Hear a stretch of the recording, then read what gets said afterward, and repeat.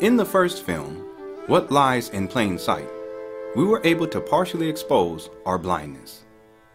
In so doing, we were able to begin the process of reclaiming our sight. However, I must tell you that the degree of our blindness is much greater than we have realized. It will take a significant amount of time to regain our sight. The journey towards regaining our sight will provide us with many opportunities for spiritual and intellectual growth. We will surely face challenges along the way. Perhaps our greatest challenge will be in overcoming the programming that has obstructed our ability to see. Schooling, television, internet, radio, religion, all contribute mightily to the blinding of our sight. These things function as nothing more than intellectually and spiritually retarding devices, which ultimately forces us to accept reality at face value. A value which is defined by beings far more sinister than most of us can imagine.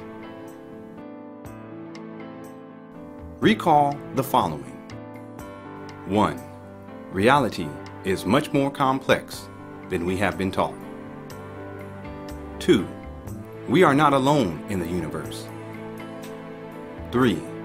There are infinite interactions, causes and effects across the universe and throughout the dimensions which impact us in profound ways. 4. Humanity is being manipulated and controlled by entities not of this world. 5.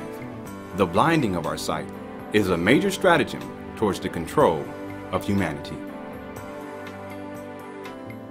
Humanity has been thoroughly deceived, and it is to this deception that I wish to reveal to you the origins of our blindness.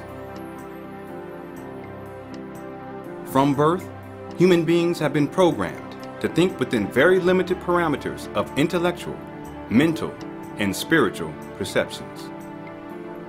Our mental perceptions have been diminished to such a degree that many of us can only think on a singularly reactionary basis. What this means is that many of us have been reduced to mindless automatons, only capable of reacting to people, events, and information without careful thought or concrete intellectual process. Such a state of existence is therefore one-dimensional, reactionary, and is the antithesis of our multidimensional nature as human beings. Human beings are much more complex and much more powerful than we have been taught. We have the ability to operate on multi-dimensional levels. You will find that those who are gifted with so-called exceptional spiritual abilities are merely those of us who have retained or reclaimed our multi-dimensionality. Our multi-dimensionality is a source of great power. But without our sight, we cannot see it for what it is. Our inability to see maintains a gargantuan ignorance, inverts the hideous myth that we already know everything there is to know about the origins of life on Earth, the complexities of existence in the cosmos, and the multidimensional nature of humanity itself. Through our concurrence to this myth, we perpetuate our state of ignorance, distributing our lack of knowledge throughout the generations. But this ignorance, this wretched ignorance, is not self-created. It is a manifestation of a system that envelops the world. This world system places the vast majority of humanity through a process which produces desired results. But what is this system? And what are the desired results? And who or what created this system? And why? I would like to reveal to you the answers to these questions.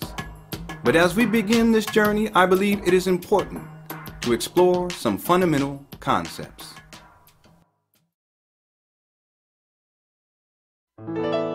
The Creator.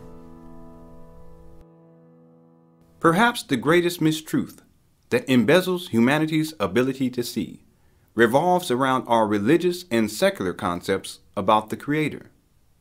When I say Creator, I mean to say the entity that created all things, both visible and invisible, perceived and hidden, known and unknown, in the complete perceptual reality of the human being and beyond. At this time, I will propose to you that we have been purposely confused about the nature of the Creator.